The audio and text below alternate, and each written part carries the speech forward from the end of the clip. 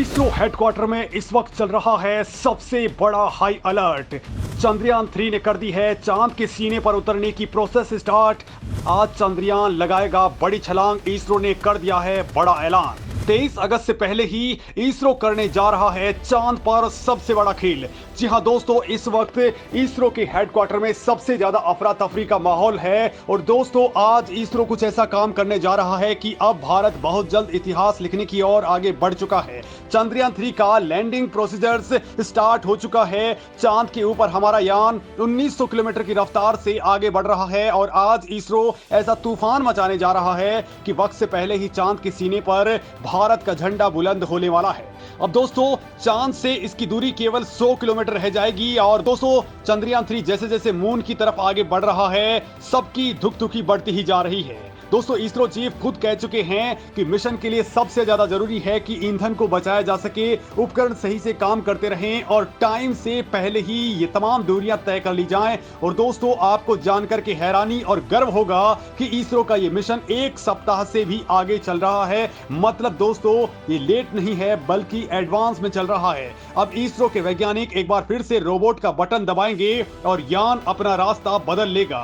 और दोस्तों, चांद के बेहद नजदीक ऑर्बिट में ये पहुंच जाएगा जहां सबसे ज्यादा ट्रैफिक है। और दोस्तों, इसको लेकर के इसरो वैज्ञानिक बहुत ज्यादा हाई अलर्ट मोड पर हैं, क्योंकि जरा सी भी मिस्टेक यहां पर पूरा खेल बर्बाद कर सकती है। और यही वो वक्त है जब सिग्नल्स की सबसे ज्यादा बड़ी दिक्कत आने वाली है। दोस्तों, दुनिया भर की नजरें इसरो के मून मिशन पर भी इसी वजह से टिकी हुई हैं, क्योंकि हमारे यान का मेन ऑब्जेक्टिव ये है कि यान को किसी भी तरीके से सॉफ्ट लैंडिंग करवा ली जाए। इसके बाद दोस्तों, ये चांद की सतह पर पता लगाने के लिए, उस पर डीप पेनिट्रेशन रिसर्च करने के लिए रोवर उतारने वाला है। ये रोवर चांद की स्ट्रक्चर और जियोलॉजी पर वो डेटा कलेक्ट करेगा जो अब तक किसी ने भी नहीं किया है। लेकिन इसी बीच दोस्तों, रूस के यान से भी एक खतरनाक खबर है, क्योंकि खबर ये है कि उनका यान भी अब 100 किलोमीटर के दायरे में पहुंचने वाला है। जैसे ही दोस्तों वो यान इसका पीछा करते हुए ऑर्बिट में पहुंच जाएगा, तब वहां पहले से ही 6 दूसरे मिशन ऑलरेडी एक्टिवेटेड हैं। तो कुछ ऐसे यान भी वहां पर हैं जो डेड तो पड़ चुके हैं, लेकिन लगातार वो मून ग्रेविटी की वजह से चक्कर लगा रहे हैं। लेकिन दोस्तों, ये सारे के सारे यान आपस में अगर टकरा गए तो बहुत बड़ा खेल हो सकता है। हालांकि दोस्तों, इस मामले में रूस की स्पेस एजेंसी रोसकोसमोस पहले ही स्पष्ट कर चुकी है कि उनके और भारत की यान के आपस में टकराने की संभावना ना के बराबर है। लेकिन दोस्तों, ये हो भी सकता है, क्योंकि जब हमारा चंद्रयान 2 छोड़ा गया था तो वो 3 बार टकराते टकराते बचा था। 3 बार इनके थ्रस्टर्स को बाकायदा ऑन किया गया। गनीमत थी कि सेंसर्स ने सही वक्त पर इंफॉर्मेशन दे दी, लिहाजा ये पूरा काम किया जा सका। नहीं तो दोस्तों, कुछ भी हो सकता था। लेकिन इसी बीच दोस्तों, इसरो ने असली खेल भी स्टार्ट कर दिया है। आज से केवल 9 दिन के भीतर ही ये चांद पर लैंड कर जाएगा, ये शेड्यूल है। लेकिन दोस्तों, इसरो के वैज्ञानिक कह रहे हैं कि 1 सप्ताह पहले भी ये काम हो सकता है। यानी कि दोस्तों, कुछ ही दिनों के अंदर इसरो किसी भी वक्त बड़ा खेल कर सकता है। अगर उसे जरूरत महसूस होती है तो वो किसी भी वक्त यानी 19 तारीख तक भी इसको लैंड करवा सकता है। और दोस्तों, इस मामले में आज का दिन चंद्रयान 3 के लिए बेहद अहम होने वाला है, क्योंकि आज से 1 महीने पहले ये यान धरती से स्टार्ट हुआ था। तब से लेकर अब तक चंद्रयान 3 ने कई मुश्किलों को पार पाते हुए कई अहम पड़ावों को पार किया है और अब उस प्रोसेस को स्टार्ट कर दिया गया है जब ये चांद के ऊपर भारत का झंडा बुलंद करने वाला है। यानी आजादी से 1 दिन पहले दोस्तों, अब चांद के ऊपर आजादी का बड़ा खेल होने वाला है। चांद पर भारत की टाइमिंग बहुत ज्यादा मायने रखती है, क्योंकि यहां पर भारत का चंद्रयान 3 केवल 14 दिन ही काम करेगा।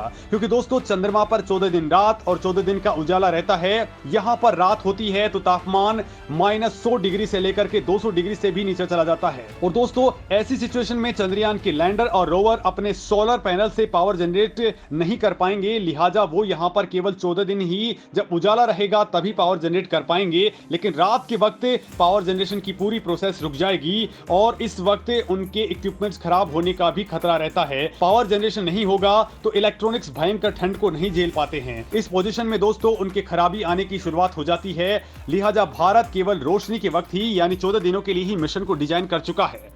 इससे पहले दोस्तों 9 अगस्त को चंद्रयान 3 की कक्षा को घटा करके 174 गुणा 1437 किलोमीटर कर दिया गया था। मतलब दोस्तों न्यूनतम 174 किलोमीटर और अधिकतम 1437 किलोमीटर की दूरी ये रह गई थी। और दोस्तों अब इसी को ही और करीब ले आया जाएगा, यानी कि चंद्रमा के निकट हमारा चंद्रयान अब पहुंच जाएगा और वो दूरी रहेगी केवल 100 किलोमीटर। और अब अंतरिक्ष एजेंसी ने कहा है कि चंद्रयान 3 की सेहत बिल्कुल सामान्य है। दोस्तों इस पूरे मिशन के दौरान अंतरिक्ष यान यानी चंद्रयान 3 की स्वास्थ्य की जांच और उसकी पूरी जो इक्विपमेंट्स हैं उन सब की जांच इसरो अपने टेलीमेट्री ट्रैकिंग और कमांड नेटवर्क के मिशन ऑपरेशंस कॉम्प्लेक्स के जरिए कर रहा है। और दोस्तों ये मिशन ऑपरेशन कॉम्प्लेक्स इस वक्त भारतीय डीप स्पेस नेटवर्क, यूरोपीय अंतरिक्ष एजेंसी के ट्रैकिंग नेटवर्क और नासा की JPL डीप स्पेस एंटीना के जरिए निगरानी कर रहा है। साथ ही दोस्तों ऑस्ट्रेलिया, इंडोनेशिया और ब्रुनेई के भी डीप स्पेस नेटवर्क की मदद ली जा रही है। वहीं दोस्तों इसरो चीफ पहले ही कह चुके हैं कि सारे सेंसर्स फेल हो जाएंगे, दोनों इंजन भी फेल हो जाएंगे तो भी चंद्रयान 3 का डिजाइन कुछ इस तरह का है कि बस इसके ऑन बोर्ड propulsion सिस्टम में मौजूद सीक्रेट एल्गोरिदम एक्टिवेट रहे और इस दौरान केवल इसका propulsion मॉड्यूल एक्टिवेट रहेगा।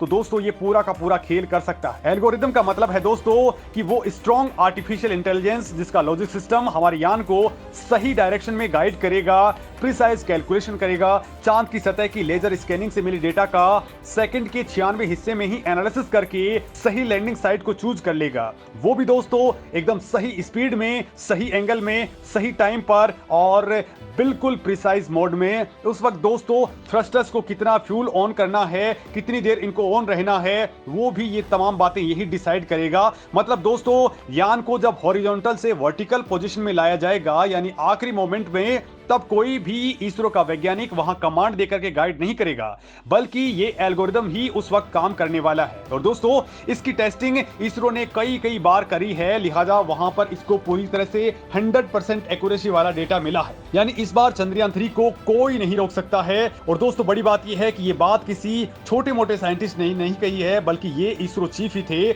मतलब गजब का कॉन्फिडेंस है भारत के अंदर, वो भी 100% वाला। यानी दोस्तों भारत ने 615 करोड़ रुपए का रोबोटिक यान बनाकर के वो खेल कर दिया है जो 2000 करोड़ रुपए का लूना 25 बनाकर के रूस की एजेंसी रोसकोसमोस भी नहीं कर पाई थी। उनका केवल 50% तक का ही सक्सेस रेशियो है। अब दोस्तों हमारे चंद्रयान का सबसे बड़ा और पहला मकसद ये है कि दक्षिणी ध्रुव पर इसकी सॉफ्ट लैंडिंग कर ली जाए और अगर ऐसा होता है तो ये उपलब्धि हासिल करने वाला भारत पहला मुल्क बन जाएगा। दरअसल दोस्तों दक्षिणी ध्रुव वो जगह है जहां पर आज तक कोई भी नहीं उतर पाया है, कोई भी रोवर नहीं चला पाया है। भारत से चंद्रमा का केवल एक ही हिस्सा दिखता है जिसे नियर साइड कहा जाता है और जो हिस्सा नहीं दिखता उसे फॉर साइड कहा जाता है। आज तक जितने भी यान चांद पर लैंड हुए वो नियर साइड पर ही हुए हैं, क्योंकि दोस्तों डार्क साइड पर उतरते वक्त उनका कनेक्शन टूटने का डर रहता है, वहां सिग्नल्स की बड़ी दिक्कत रहती है। साथ ही दोस्तों वो इलाका ऐसा है जहां पर तापमान भी बहुत ज्यादा वेरिएशन में रहता है। लेकिन दोस्तों इसरो को हमेशा इसी तरह की मिशन की आशा रहती है और वो दक्षिण ध्रुव के बिल्कुल पास में उतरने वाला है। और दोस्तों अगर ऐसा भारत कर लेता है तो भारत यहां पर इतिहास रच देगा।